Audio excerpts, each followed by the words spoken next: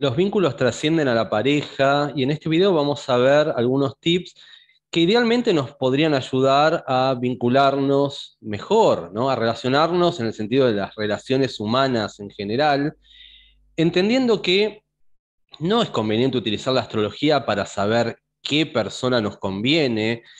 Esto no suele dar buenos resultados en mi experiencia, es decir, ir por la vida presentando nuestra carta, exigiendo cartas ajenas, sopesando Venus, Marte, Casa 7 y demás, no suele funcionar de esa manera, sino que la astrología puede ser una herramienta inestimable para que una vez que ya tenemos un vínculo en curso o bien cuando conocemos a alguien, o empezamos a conocer a alguien, bueno, saber algunas cuestiones puntuales de cada carta natal nos puede ayudar, obviamente, a que esa relación fluya de una mejor manera. Por lo tanto, nos vamos a centrar en 5 claves al respecto.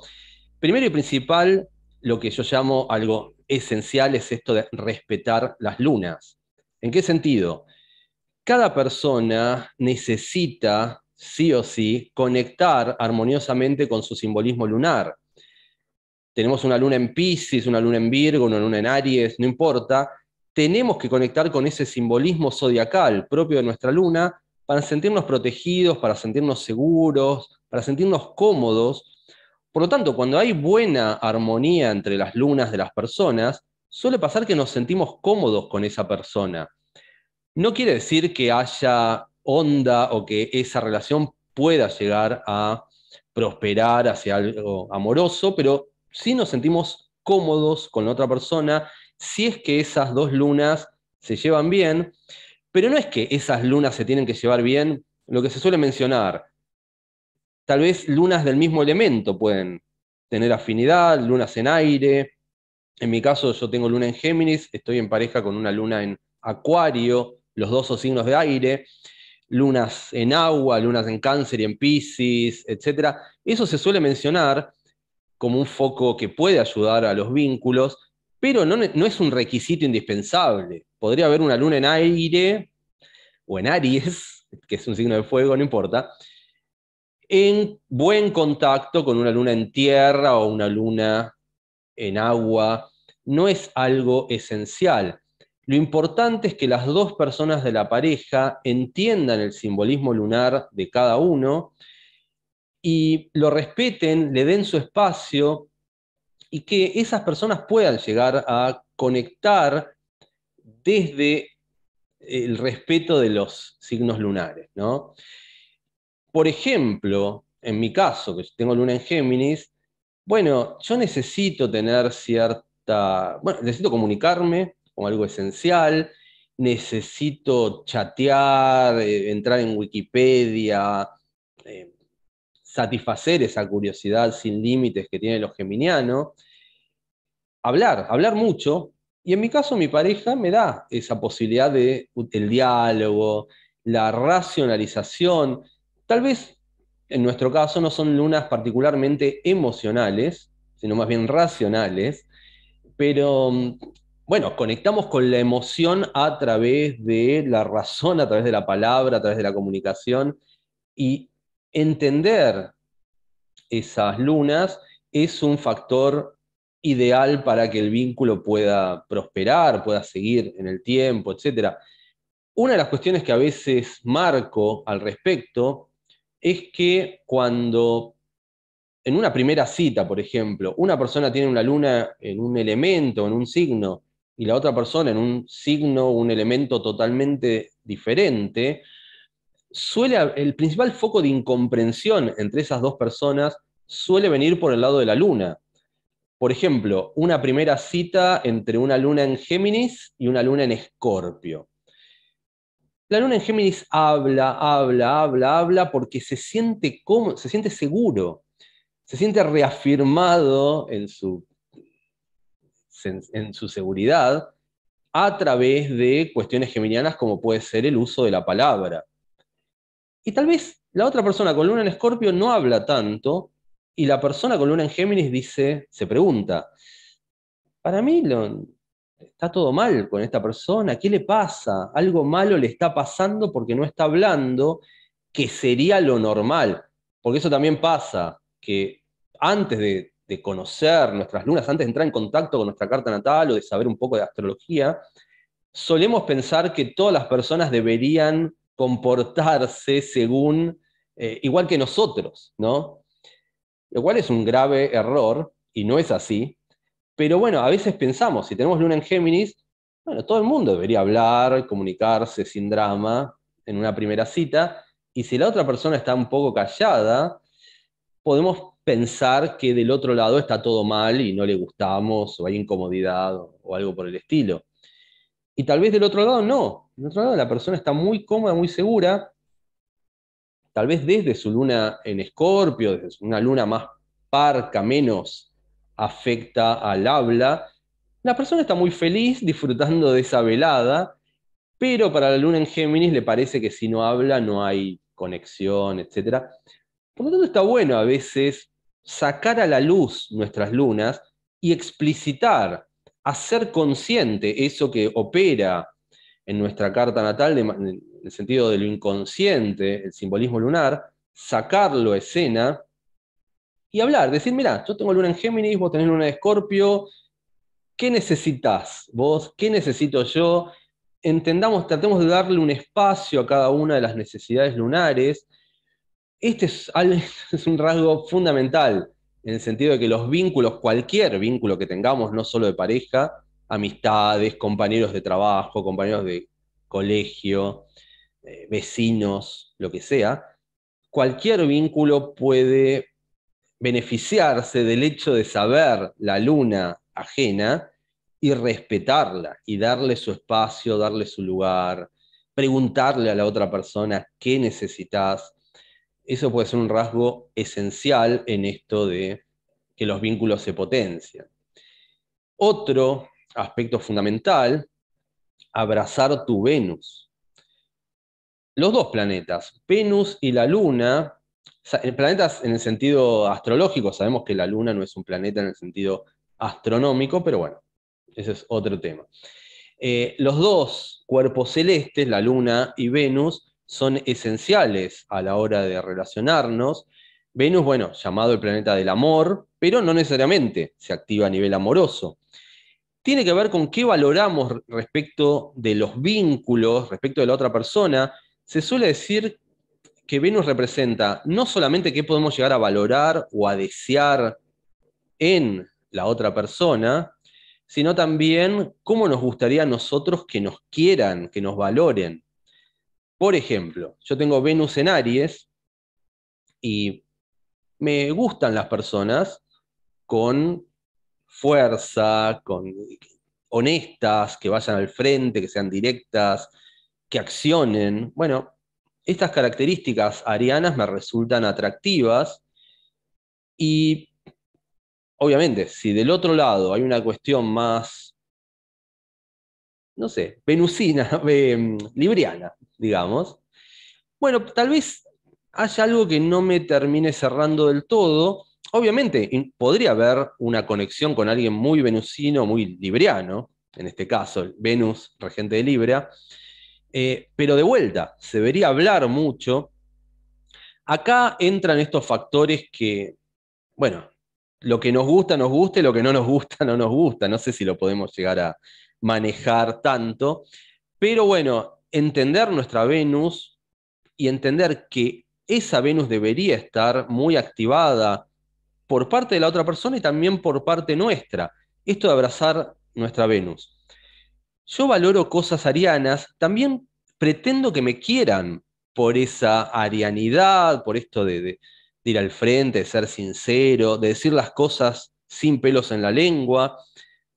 Si la otra persona no valora eso en mí, si le parece demasiado chocante esto de que yo le diga las cosas directamente, sin filtro y demás, bueno, es probable que no me sienta querido, que no me sienta valorado. Por lo tanto, abrazar esta Venus, tener bien en claro qué es lo que nosotros podemos desear dentro de una relación afectiva es fundamental. Eh, Después entran todos los aspectos que pueda tener nuestra Venus, no solamente el signo. En algunos posteos hablo de las Venus por signo. Lo que pasa es que acá entra toda la complejidad de las cartas, ¿no? No es lo mismo una Venus en Tauro en casa 2 que en casa 8. No es lo mismo una Venus en Tauro en casa 8 con aspectos fluidos que una Venus en Tauro en casa 8 con cuadratura con Saturno, oposición con Plutón, etcétera. Son factores muy diferentes, por lo tanto no podemos generalizar a cada Venus por signo, aunque entender el signo de nuestra Venus es un primer paso como para poder entender de qué se trata esta valoración en lo vincular. Así que este es otro punto esencial. Luna y Venus son dos factores claves respecto de cualquier dinámica vincular.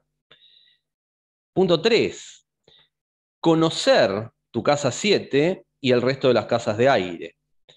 La casa 7, en realidad todas las casas de aire tienen que ver con lo vincular, pero en este caso con ámbitos de vida.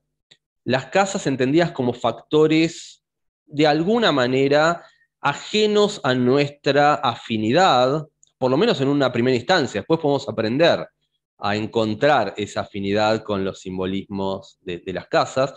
Pero, por ejemplo, la casa 7, pongámosla como factor esencial a la hora de este análisis, la casa 7 representaría la pareja, o bien al otro, o bien socios. Es claramente la casa en donde entramos en contacto con los demás. La casa 11 también a un nivel más grupal, colectivo. La casa 7 serían más las relaciones uno a uno. En este sentido, eh, es fundamental conocer ese ámbito de vida, que no necesariamente tiene que ver con lo que valoramos, que viene por nuestra Venus, tampoco necesariamente tiene que ver con aquello que nos haría sentir cómodos o seguros, que tiene que ver con nuestra Luna. La casa 7 es algo que está dado, en donde tenemos que meternos, por eso se dice que las casas son ámbitos de vida, nos metemos en ese ámbito, en ese hogar, en esa casa, y ese hogar o esa casa tiene características que nos pueden gustar o no, pero las tenemos que entender.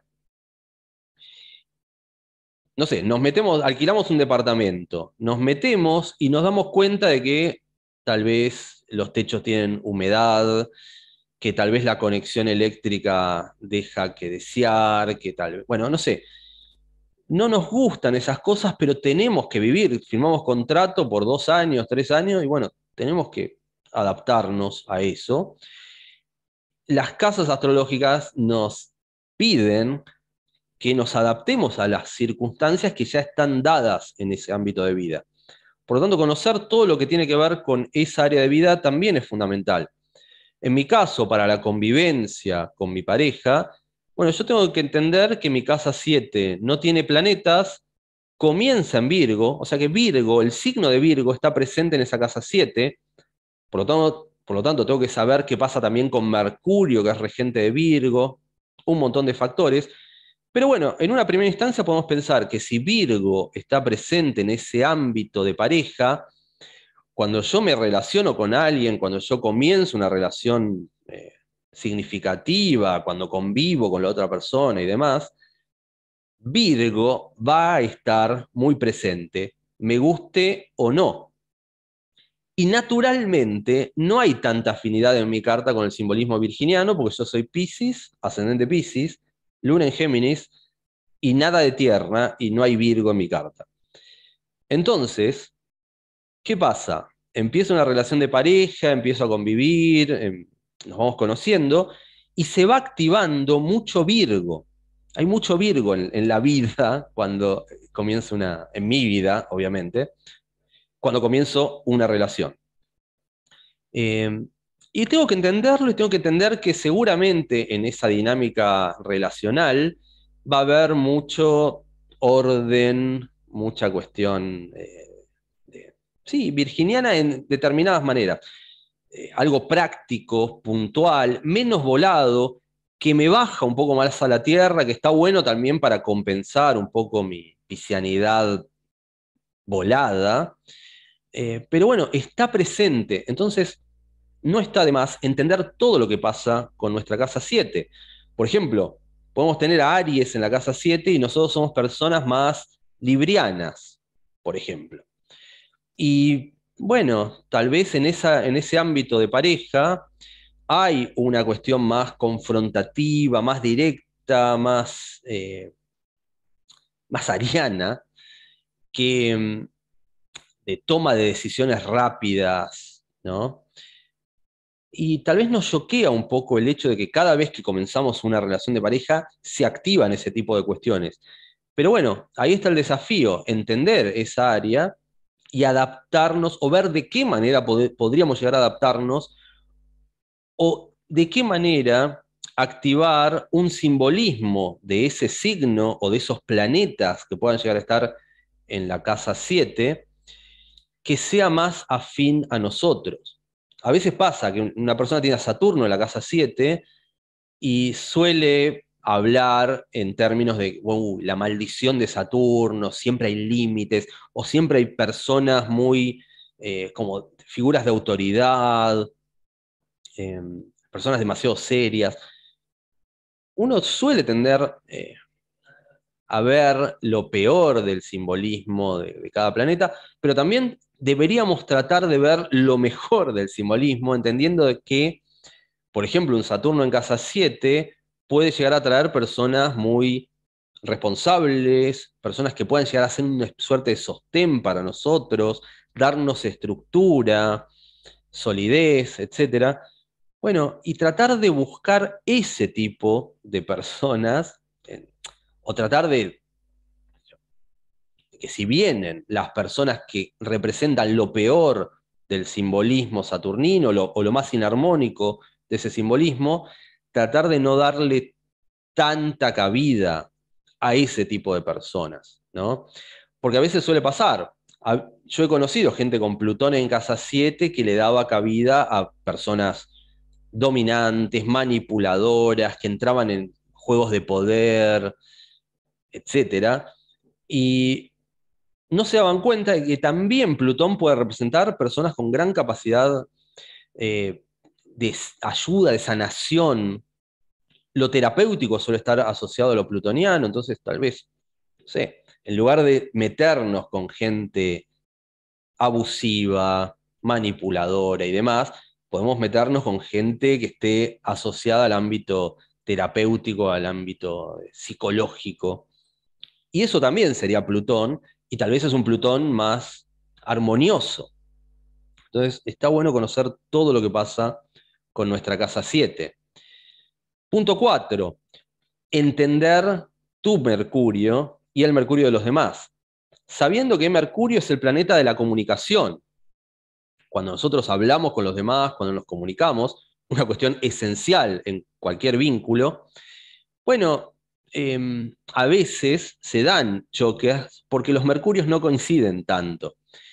Cuando, obviamente podemos aprender de los mercurios ajenos, ¿no? Cuando hablaba de mi relación de pareja y esta afinidad que tenemos en cuanto a las lunas, yo tengo luna en Géminis, ella tiene luna en Acuario, que son dos signos de aire que se llevan bien, están en trígono esas lunas, además, comparando nuestras cartas. Bueno, pero tal vez uno de los puntos que requiere un trabajo sea el de nuestros mercurios, porque yo tengo Mercurio en Aries, es un Mercurio muy impaciente, podríamos decir, y ella tiene Mercurio en Escorpio. Escorpio es un signo fijo y es un signo más paciente, es un signo que pretende ahondar a fondo en cada temática de la vida, mientras que Aries no es tan propenso a ahondar, sino más bien a avanzar. No profundicemos tanto en este tema, dice mi Mercurio en Aries, sino, ya está, ya lo entendí rápido, pasemos al próximo tema, ¿no? Hay una cuestión medio acelerada, mientras que un Mercurio en Escorpio requiere una cuestión más profunda, más intensa, y más de quedarse en el tema que se está tratando. Y ahí viene mi impaciencia de mi Mercurio en Aries, en contraposición con la paciencia, pero también esa voluntad de que haya una profundización.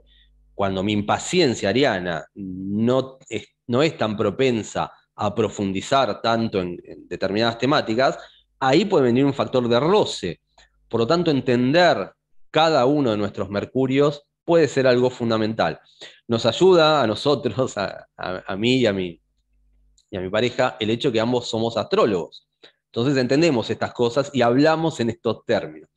Pero bueno, les dejo la inquietud con sus parejas de mencionar o indagar o fijarse qué mercurio tiene cada uno, en qué signo está el mercurio de cada uno, y bueno, ver las características de esos mercurios tratando de que coincidan. Y por último, el último tip, acá viene esta cuestión que se las dejo picando para más adelante, para que sigan explorando, en esto de los puntos vinculares y todas las complejidades que tiene la sinastría.